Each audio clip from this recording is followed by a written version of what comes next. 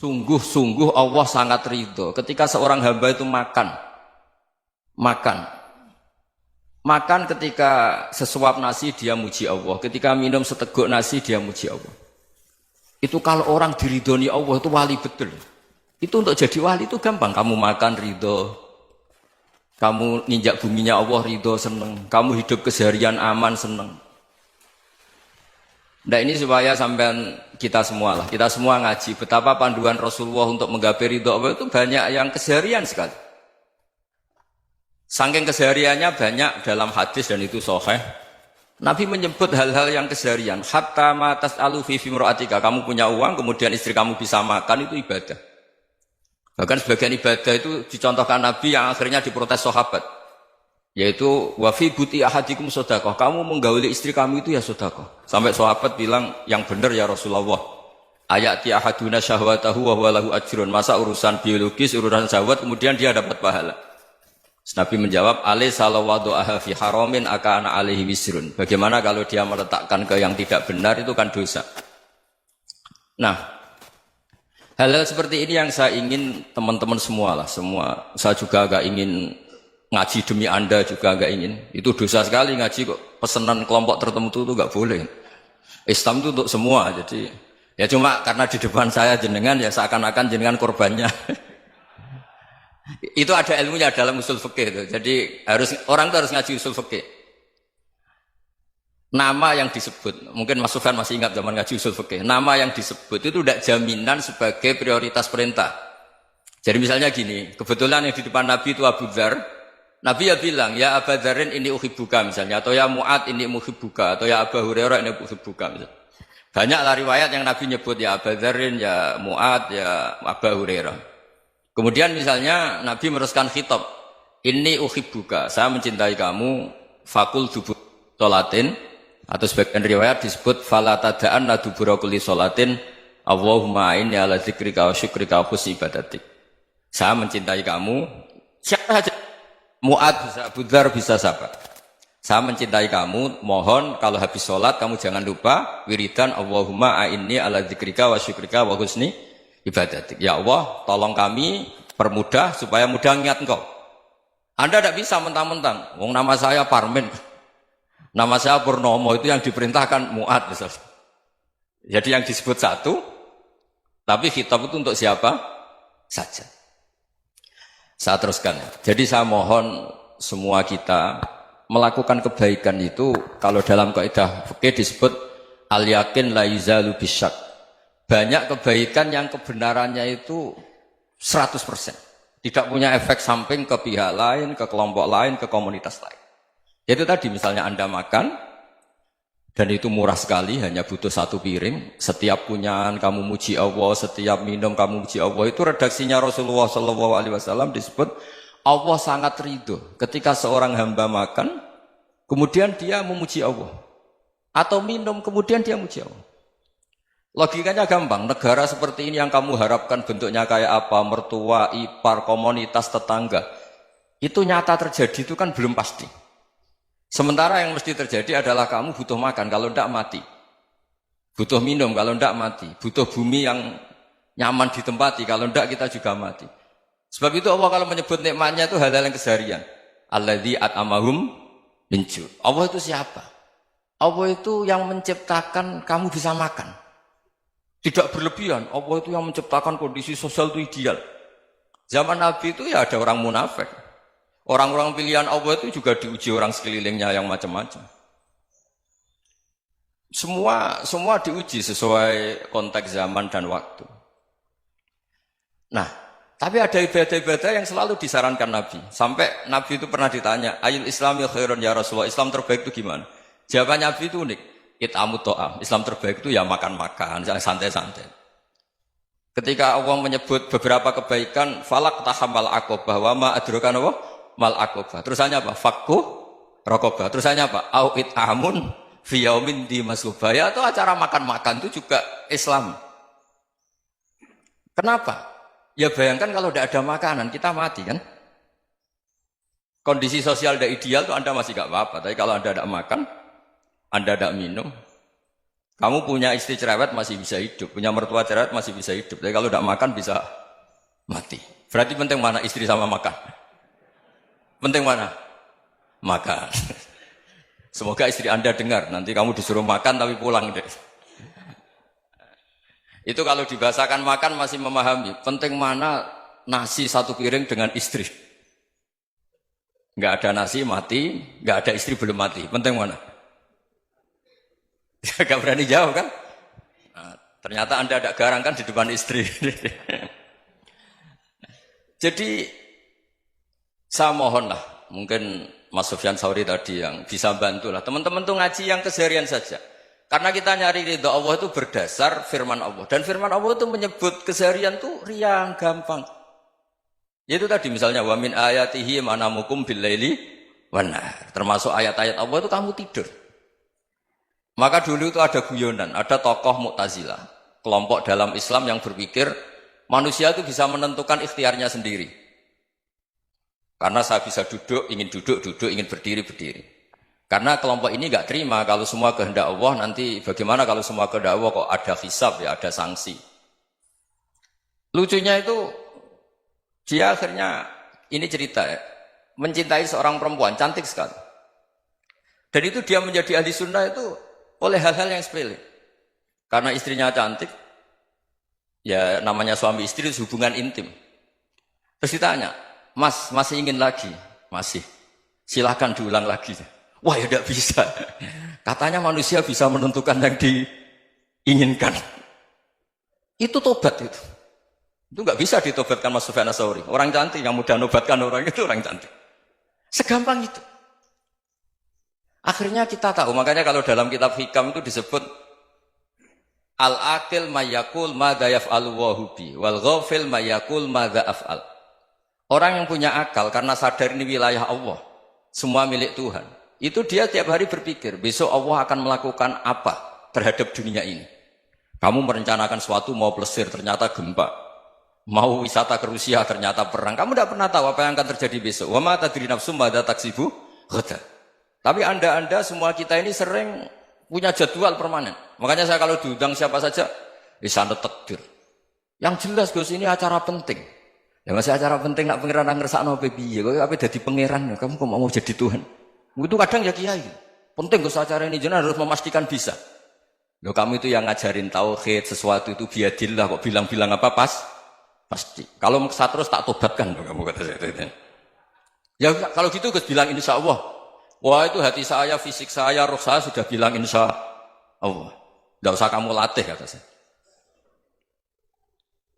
Nah hal-hal tauhid keseharian itu gampang sebetulnya.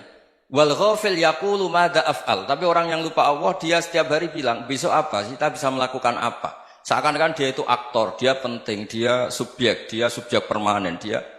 Padahal kita ini hanya objek kehendak Allah Subhanahu wa taala. Karena kita yakin sesuatu yang terjadi di alam raya ini kita tidak bisa apa-apa. Makanya saya sering ngaji, sering bilang saya.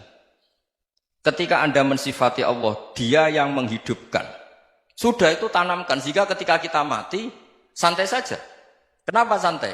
Allah punya cara menghidupkan kita. Zaman kita hidup juga gak tahu caranya ngelola jantung, ngelola paru-paru. Kamu juga gak tahu ngelola oksigen yang tidak beracun, tidak mengandung polusi. Tahu-tahu hidup. Gak ingin tua ya tahu-tahu tua. Gak ingin mati tahu-tahu mati. Selama ini kita hidup juga gak tahu apa sebetulnya. Hanya gaya tok, punya jadwal, punya planning. Kalau kamu bisa menentukan pilihan Anda, pasti Anda istrinya cantik, 4 neriman semua, kona'ah semua. Nyatanya enggak kan? Ada 1 jelek, cerewet. Wah itu kan, nyatanya enggak bisa apa-apa Anda kan? Dan kamu bawa mati lagi. Itu kan, istri Anda juga gitu, punya keinginan, punya suami yang ganteng, yang jabat, yang neriman, yang enggak poligami. Ya enggak kesampaian juga. Kalau kita ngitung tingkat kegagalan kita itu gagal terus. Ya kan? Nah, terus ingat Allah. Madza yaf'alu wa bi. Orang yang punya akal selalu berpikir Allah itu menghendaki apa terhadap saya. Lalu sama-sama orang melihat orang yang serius. Itu kata Anda itu pemikir berat, serius. Senang punya tokoh yang merengut karena kamu anggap serius. Tapi sebagian orang anggap orang yang serius itu wong merengut, wong masam, wong muka kok ditekuk. Jadi sama Itu hati ya muqallibal qulub tsabbit qalbi ala dini. Karena kita enggak tahu cara berpikir kita tentang orang lain, tentang sekeliling kita. Misalnya kita orang baik yang jenis ngurmat fakir miskin. Ada orang bangun masjid mewah itu janggal. Apa artinya masjid mewah kalau banyak orang kelaparan? Tapi kalau yang jenis pendidikan apa artinya masjid mewah kalau tidak bisa ngaji? Nanti yang jenis infrastruktur apa artinya ini kalau semuanya punya sudut pandang yang berbeda-beda. Dan Islam mengapresiasi semua kebaikan. Tapi katakan semua kebaikan itu adalah kehendak Allah Subhanahu wa taala. Karena apapun baik Anda itu pakai fasilitas yang diberikan oleh Allah Subhanahu wa taala. Sehingga ini yang disebut qulillah tsumadarhum fi khawdihim yal'abun. Ya kembali tadi ke tema-tema bahwa keseharian Anda ini sudah Islami. Saat Anda tidak bisa melakukan apa saja. Saya sering ada jenazah, biasanya kalau tetangga meninggal saya sering disuruh ngelepas. Saya bilang orang ini baik karena sering ngelamun di rumah, sering nganggur di rumah. Ditanya sama anaknya, kenapa Gus nganggur baik? Ya kalau dia nganggur artinya juga agak berbuat sesuatu yang maksiat kan? Ya kan? Orang nganggur di rumahnya ya tidak bunuh orang, tidak maling, tidak korupsi, ya namanya nganggur di rumah. Lah cuma istri cara pandang nganggur gak menghasilkan uang itu. Tapi juga gak menghasilkan kriminal kan? Jadi sebenarnya Islam itu cara, makanya kalau sampai ngaji usul fikih itu ada kitab usul fikih, namanya Lubul Usul, itu terkenal sekali di pesantren itu. Itu kalau ngapresiasi keseharian itu luar biasa. Izma min mubahin illa wa yatahaqqaqu bihi tarku haramimma. Karena keseharian yang mubah saat Anda lakukan itu ada kehebatan yang luar biasa, yaitu meninggalkan haram. Makanya dulu banyak orang-orang alim ketemu temannya itu guyon sampai semalaman. Itu biasanya yang semangat Islam itu kiai kok tidak tahajud, kiai kok tidak witir. Orang yang sedang mapan uangnya banyak, malam itu tidak kelayaban itu sudah luar biasa. Melawan nafsu supaya tidak maksiat itu sudah luar biasa. Supaya lupa guyon sama temannya semalaman sampai subuh. Gejlok-gejlokan mengenang zaman miskin, zaman kuliah nggak jelas, zaman apa. Melihatnya jangan takut tahajud. Seperti ini meninggalkan tahajud, tapi meninggalkannya ini talkul muharramat. Jadi kayak apa hebatnya? Sehingga Imam Ghazali punya riwayat yang agak unik. Hatta takuna ibadatu akhiri hadil ummah iku an-naum. Sehingga suatu saat ibadah terbaik umat ini itu tidur. Itu kan riwayat kontroversi. Ketika Imam Ghazali tanya, kenapa iya? Kenapa kamu mulai keluar dari rumah itu sudah banyak maksiat? Melihat perempuan yang enggak mahram, melihat fenomena. Tapi kalau kamu tidur itu enggak melihat apa-apa. Tapi juga kamu jangan menganggap tidur itu ibadah betul. Saatnya melakukan fardu ain malah masih tidur. Tapi itu sudut pandang yang menjadikan kita Islam itu gampang. Jadi saat Anda tidak bisa aktivitas apa-apa, misalnya ada beberapa orang yang lumpuh. Lumpuh itu memang nggak bisa Jumatan, nggak bisa ibadah, tapi dia juga nggak bisa maksiat. Tidur itu memang Anda saat itu tidak bisa tahajud, tidak bisa witir, tapi saat itu ada zina, ada maling, tidak gosipkan orang, tidak bully orang, tidak menanamkan kebencian, tidak hasud. Sehingga tidur menurut Allah Ta'ala ya wa min ayatihi manamukum billaili apa? Wanahar. Karena di tidur itu selain ada unsur istirahat, jaga kestamina, juga ada unsur meninggalkan beberapa keburukan. Nah saya mohon ibadah yang keseharian ini kita jaga. Supaya kita semua baca ayat itu fasih. Fasih itu tertanam di hati. Allah itu siapa? Alladzi at'amahum min ju'i wa amanahum min khauf. Dan Allah kalau cerita di Quran itu anna subabnal ma'a subba thumma syaqaqnal ardhan wa syaqqa fa ambatna fiha habba wa inaba wa qadba wa zaituna wa nakhla wa hadaika hulba. Kamu tahu saya ini siapa kata Allah? Saya ini adalah Tuhan yang menurunkan air, kemudian ada tanaman banyak. Habba wa inaba wa qadba, ada zaitun, ada tin, kalau orang Jawa mungkin ada tela, ada padi, ada mangga, ada pisang. Sudah. Wa inaba wa zaituna wa nakhla wa hadaika hulba. Ada perkebunan yang lebat. Tujuannya apa? Mata Allahkum, silahkan kamu pakai, kamu nikmati. Tapi karena kadang kita ini punya ide-ide besar. Tadi untuk syukur saja nunggu punya istri riman, rumah baik, tetangga baik, komunitas baik, semuanya baik baru syukur. Lama-lama nanti ada di surga, syukurnya nunggu surga paling kelas A. Itu sudah ada yang menghuni Rasulullah, kamu nggak boleh di situ. Masa untuk syukur saja? Repotnya Masya Allah. Jadi mohonlah Quran yang kalau Anda hafalkan juz amma itu kan ada ayat-ayat yang kayak tadi. Ya, fal yang dzuril insanu ila ta'ami. Coba lihat. Apa yang kamu makan ya? Dari mana? Dan untuk mempertahankan hidup kamu keseharian. Jadi jangan kira ibadah itu harus membentuk komunitas yang versi Anda. Ibadah itu harus yang hal yang mulu-mulu. Kesehariannya Anda alami. Loh ini saya tidak bikin-bikin. Saya ngaji bukan karena berdasar pesanan. Itu ayat yang saya baca kan betul ada ayatnya kan. Fal yang dzuril insanu ila tu'ami. Anna soba penal ma'a soba. Thumma syaqaqnal ardo syaqqa. Fa'ambasna fiya habba wa inabau wa qadba wa zaitunaw wa nakhla wa hadaika khulba. Terusannya apa? Mata'al lakum. Silakan kamu nikmati. Mata itu silakan kamu nikmati. Ya kayak sampean dikasih hidangan ya makan. Ya sudah makan. Habis makan ya minum. Habis itu ngantuk ya tidur. Ya sudah normal-normal saja. Kayak apa indahnya Islam. Tapi Anda mencari Islam yang gimana lagi? Nah itu yang diajarkan guru-guru kita, diajarkan sanad kita sampai Wali Songo, sampai Rasulullah SAW. Bahwa pada akhirnya ada jihad, ada perang. Itu dulu memang perang, bukan membunuh. Beda. Dulu kita dijajah Belanda ya perang. Dan itu normal karena kita dijajah. Jadi ketika orang lain ingin baik sama kita, wa in ahadum minal musyrikin astajaruka ya fajirhu hatta yasma'a kalam Allah. Kalau mereka ingin baik ya kita baik. Makanya ada istilah mustakman, mu'ahad. Kalau mereka ingin damai, berdampingan dengan kemajmukan ya itu yang lebih baik. Karena memang Islam menghormati proses perdamaian.